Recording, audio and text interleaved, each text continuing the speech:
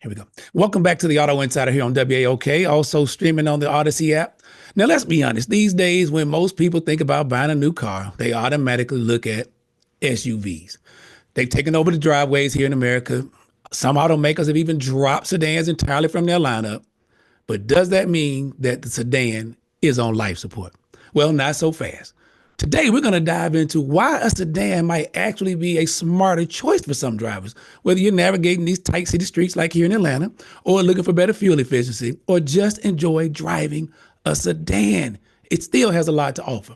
But joining me to take this on is James Bell, head of corporate communications at Kia America.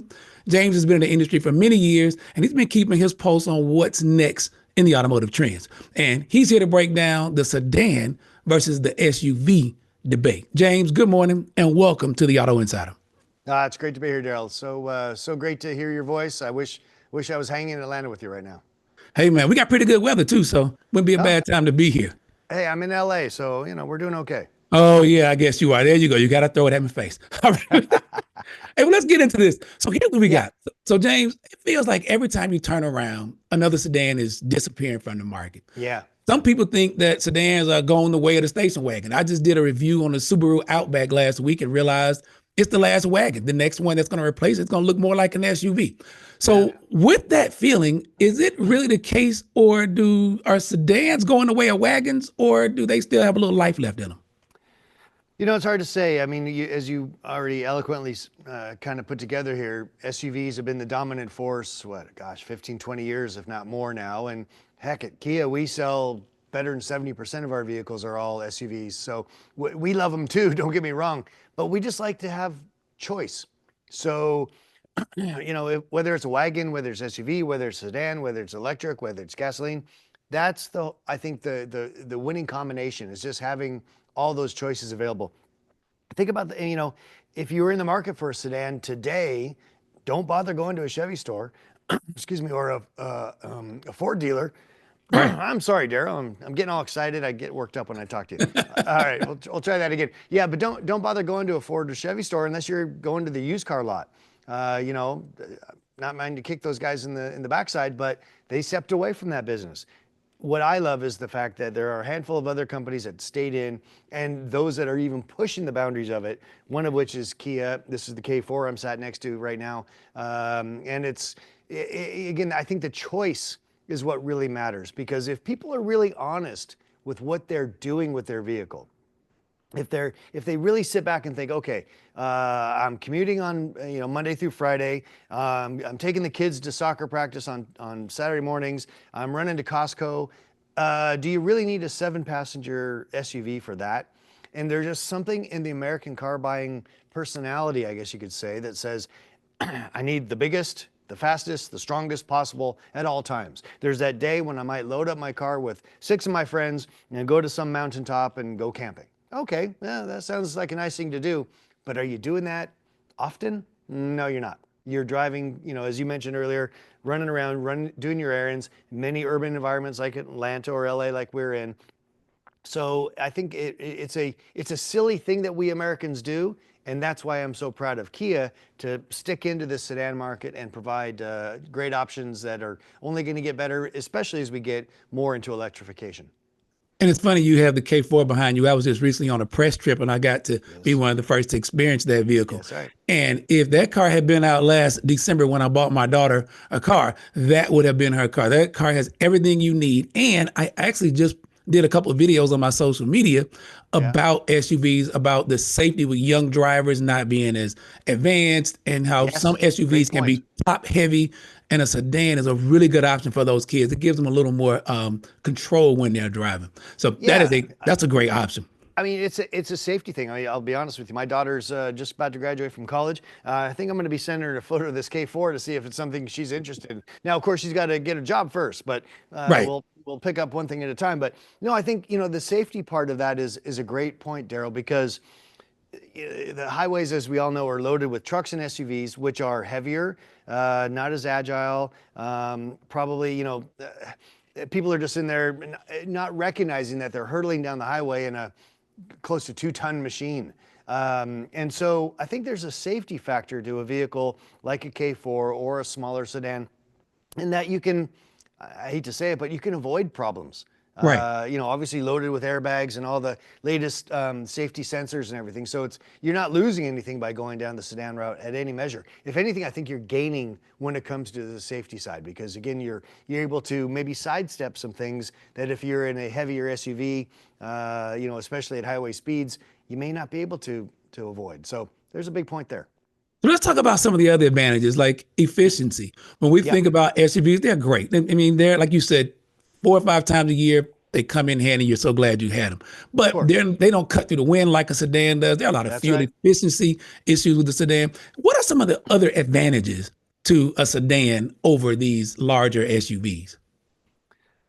One of the things I tend to think about when I drive, like when I drive a K4 or a K5 and, slightly larger, sedan in our market, one of the things that people say is, "Oh, I love the visibility in my SUV." Yeah.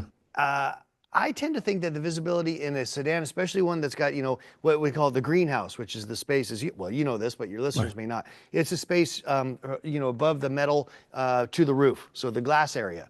That area is, maximized space, great sight lines. I think I think there's a point of just the comfort in being a little lower, a little more, as we said, agile, and still have a great visibility, which makes it a more relaxing place to be. Especially when you're, up high in an SUV, people say, "Oh, I can see better." Well, you can't see better if everybody's up high too. Right. It kind of neutralizes a little bit. So I think, Net zero.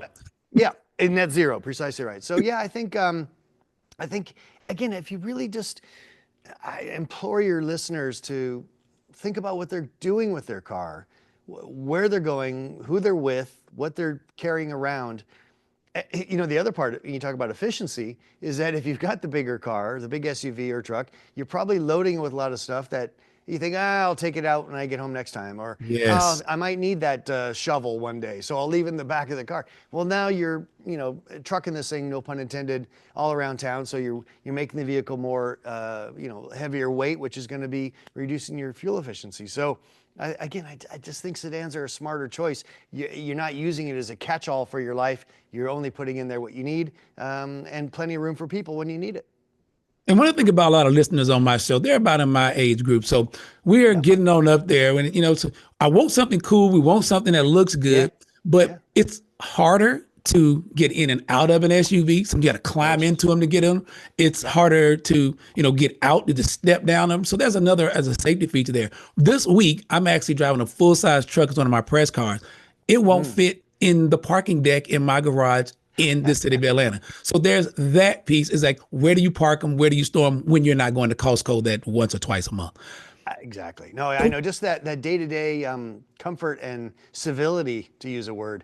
I think, a certain truck that's made by a company called Tesla.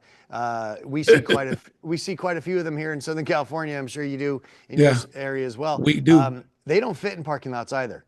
So it feels pretty silly actually, and I would only imagine, and the test truck you have this week, just, after 6 months of saying, I can't park there. Ooh, that's a tight fit. Ooh, this looks a little uncomfortable. Oh, I'm blocking that car. That might get old. That might get old, folks. It might get over really fast. Now, before I let you go, I know Kia has been, every event I've been to, Kia's been doubling down with the sedans, the K4, the K5. Tell us Yeah. about some of the stuff that's in the lineup for Kia, and what are some other sedans out there that people may consider? I know you won't make any above Kia, but what else is out there, and where can they go to find more information about sedans versus SUVs? Well, I will give you a little, well, you already know this because you're a smart guy, but I will give you a little sneak peek into what we're doing at the New York Auto Show just next month is a all-electric, I wouldn't say a version of the K4, but it's called the EV4, and it's a very similar footprint. About the same dimensions as the K4 sat here, but slightly different design. And that will be one of the first all electric, sedans, but also very affordable. It's going to be an EV that anybody can buy, as opposed to one, that's more, you're not going to have to spend $70,000 to get one, is what I'm trying to say.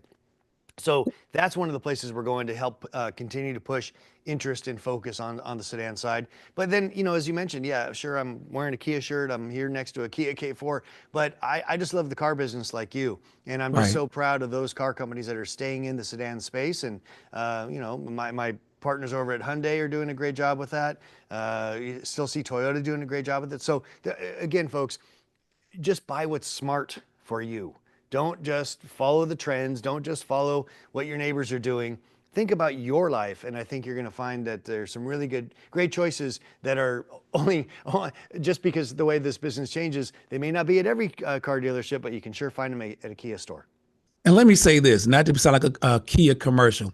I must applaud Kia though for like the K4. It's normally aspirated, no hybrid, no motors in it. The Yep. K5 the same way. So for those people who have not decided they want to go electric or hybrid yet, Kia gives them options. You have a 3-row SUV that's all electric. And it is great that EV9, I got to test it. I was on a press release for that. That is an Yep. awesome vehicle. So kudos to Kia for giving people options and let them know you don't have to buy EV, you don't have to buy ICE, but whatever you want, we got it. And I can't wait to see this EV4. I got to see what this is all about. Oh, it's fantastic. You're going to love it. We'll get you out for the drive when we can do that later this year too. People, it's James Bell, head of corporate communications for Kia. Thank you so much for coming here and talking about this. We have solved it up. We've set it in motion. The sedan is not dead. No, sir, not at all. Thank you very much, James. And next time you got some breaking news, thank you for always bringing it here to us. We really appreciate you and your time. All right, Daryl. Thank you.